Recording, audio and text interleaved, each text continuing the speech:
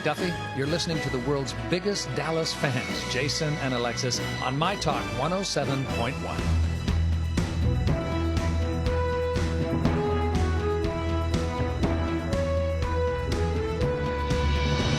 Oh, it's good to hear that theme. Welcome back, everybody, to Jason and Alexis in the Morning live on My Talk 107.1 and MyTalk1071.com. I'm Jace with Lex and April, but Lex isn't here. No, she's not here. No. She's on vacation. One of her 457 vacation days. Yep. So our good friend Aaron Schwab is filling in. That, of course, is the theme to Dallas. Coming up in just a few minutes, we're going to be talking to the one and only Bobby Ewing himself, Patrick Duffy, about the online efforts across the globe to save Dallas. Because here's the deal. Dallas returned after like 20 years off of network television and premiered, ran 3 seasons, and then those rat bastards, those people at TNT canceled my show. And so now folks around the globe have signed petitions. They've created the Twitter hashtag Save Dallas. They are petitioning networks to pick it up. Everything from WGN to our own Hubbard-owned Reels channel, to Lifetime, to the CW, to Les Moonves at CBS. So where are we with the Save Dallas campaign? And what does Patrick think about this? And what can we do as fans? We're going to talk to Patrick in just a few minutes. But I'm feeling a little pressure. Why? Because I'm very excited. Yeah, yeah. Because 2 of the biggest Dallas fan sites on the web, hundreds of thousands of people click onto these sites. Dallas Decoder and UltimateDallas.com tweeted out our interview, tweeted out the link, publicized it, and so right now, as I'm looking at you, Aaron, and April, there are thousands of people from around the globe listening to us, sending us messages on the Twitters. Yeah. We have folks from Ontario, Canada listening, Israel, the UK, India. It's crazy. People want to know what Patrick knows about the renewal chances. Are we going to get a season 4? Gosh, I hope so. Damn it. Damn it. And, you know, no one, I mean, I don't, everyone in Minnesota knows I love Dallas more than most members of my family. Yeah. We whispered it earlier, but now we're just saying it out.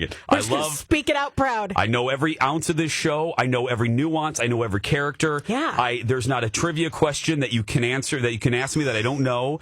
I love it. We're building actually a replica of South Fork. I'm not kidding. My husband and I are building South Fork.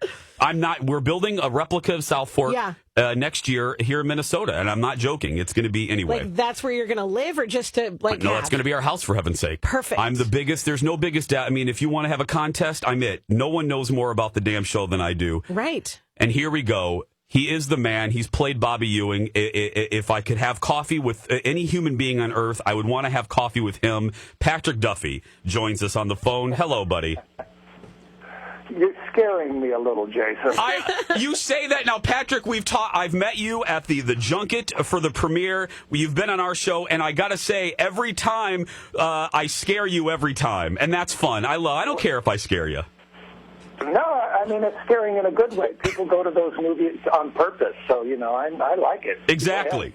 Okay, I was just saying, Patrick, you didn't hear it, but we both should be feeling a lot of pressure because the Dallas fan sites publicized this interview, and I just got tweets from all around the globe. Everyone is listening, every Dallas fan. So let me just get to question 1. What do we know about the Save Dallas campaign? What do you know? Where does it stand? Well, what I know, and the reason I'm out here this morning doing this, is that we have the most remarkable fan base that I've ever heard of. And you're right, it's global. It's not just local, it's global. And these people are the most phenomenal, proactive group of fans that I've ever heard of. There's a 700,000 signature petition that's out there. You know, all of this started not by the cast members, not by the production company, but literally a grassroots movement. And these people, quite honestly, have been around for years, even before the new Dallas. These are fans that have kept the idea of the show alive, and so alive that the network decided to resurrect Dallas 3 years ago. So this is a consistent group of people. And to a person, the cast members appreciate this fan base so much. we're happy to try and help us keep this show alive.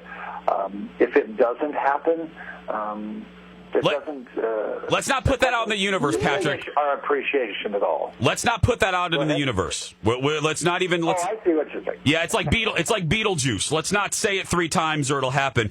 Well, what have you? I know that some of the sites have been in contact with the executive producer Cynthia Cedre. What has she said to you? What does she know at this point? I know some doors have closed, but she said just last week some have remained open. What do we know? Right. Well, we know what she told me yesterday, which is soldier on. In other words, don't give up. It's not a fait accompli that we're not coming back. What we know is the difficulty of the legal arrangements of a show like Dallas.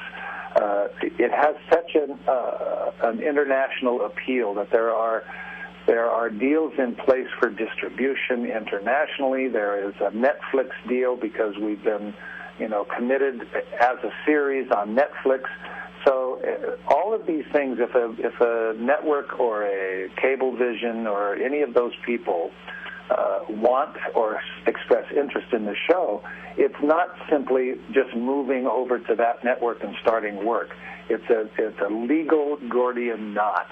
And I think that's what dissuades certain people, but it hasn't on a few others. And until every door is closed, I know Cynthia and Warner Brothers, the parent company that actually owns the show, is not about to give up. They will only give up when and if the show flatlines in terms of interest. That hasn't happened. But what I do know as well is what you know is the incredible passion and proactive nature of our fan base, and that's what they're doing. Yeah, I was going to say there's even a campaign, Patrick. That people want to sell barbecue sauce in order to save the show, for heaven's sake. I read that. I couldn't believe that. I had an image in my mind of truckloads of barbecue sauce appearing at different network doorsteps. It's amazing the inventiveness of all of this, and it does. And I'll say quite honestly, I personally think it has an effect. I think it probably has an effect on TNT to the extent that they didn't realize the full potential of what they had in their grasp, and they. Do you think that, Pat? Do you really think that, Pat? Do you think that TNT is kind of like, wow? Do you think they're surprised by the reaction? Honestly, yes, I do, because I think it was a business decision. I've been on both sides of that equation numerous times, and I know that when they made the decision to cancel it, it seemed in their view logical. But what the bottom line of our industry is, you can make a wonderful show. If nobody watches, it's a failure. And you can make a mediocre show, and if the entire world watches it, it all of a sudden is the best show ever produced. Mm-hmm. Dallas has a fan base that bridges all of those scenarios. We made a wonderful show, in my opinion, and we have a fan base that is ever expanding, not diminishing, but ever expanding. I think that's what caught them by surprise. Well, I think it caught a lot. I think it caught a lot of canceled. Yeah, I think it caught a lot of executives by surprise. I will tell you, Patrick, that our radio station is owned by Hubbard Broadcasting, who owns Reels, as you probably know. And I, on this show, because the entire state of Minnesota is basically sick of me talking about Dallas because it's all I do. And I wrote Mr. Hubbard an email, and I said, "What do you know about this? Whatever I can do, I'll tell you about the show." And he's a man of his word. He went out, he put his head of programming to talk to Warner Brothers, and he really did want to save it. But for him and Reels, as you said, the finances just didn't work out. But I'm bringing this up because he was in awe. I mean, he did mention the campaign, and he was quite surprised and impressed by the campaign of the fans.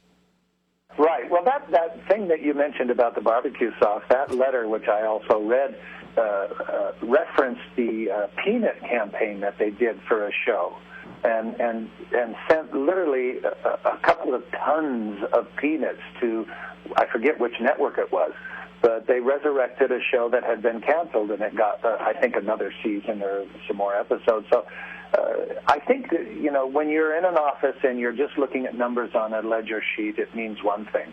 When a truck backs up and dumps 100 tons of peanuts on your front porch, you start to look at it slightly differently. We only have a minute or two, and I want to get, because I love my fellow Dallas fans, and I got tweets all night long about questions people wanted me to ask you. So I'm going to try to squeeze in 1 minute 2 quick questions. Sure. What are you hearing from the cast? How is the cast all behind this Save Dallas effort? And number 2, very directly, what can we all do as fans to help save the show? Those 2 questions, if you would. Okay, the first question is, yes, to a person, every cast member is amazed, grateful, and proactive in terms of encouraging the fan base. Keep going is the basic mantra. Don't give up is the basic mantra. And I think that leads into the answer to the second question. We don't know as cast members the potential of what's out there. What the bottom line is numbers. And the more people we can reach out to, the fan base expanding, just the Twitter base expanding has an effect, has a verifiable effect. Maybe not on TNT because that door is closed, but certainly on potential open doors. So until we as a cast and Cynthia Sidra says, stop, it's a dead issue, we should keep going forward. And as a cast, we encourage every one of our followers to do that. Do that. Patrick, I always appreciate your time, all kidding aside. You're a true gentleman. You treat all the fans with so much respect, and you give us your time, and we greatly appreciate it. Thank you, Jason. And all kidding aside, I'm not afraid of you. Okay. So good. When I open my South Fork up here, you'll come and I'll make you a chicken. I'll make you dinner, Patrick. I'm there. Thank you, buddy. The great Patrick Duffy. Thank you, buddy. That's what a joy. I always get very excited. That was really fun. He's a good guy. That's the least I've ever spoken in my whole life. Yeah, he's such a good man. And to all of you Dallas fans listening, thank you for listening. I hope I got all your questions in. I love you. I'll do whatever I can to help support the effort. And right now, all of you listening, you my talkers, tweet right now, Save Dallas, using that hashtag. We'll be back to wrap things up after this.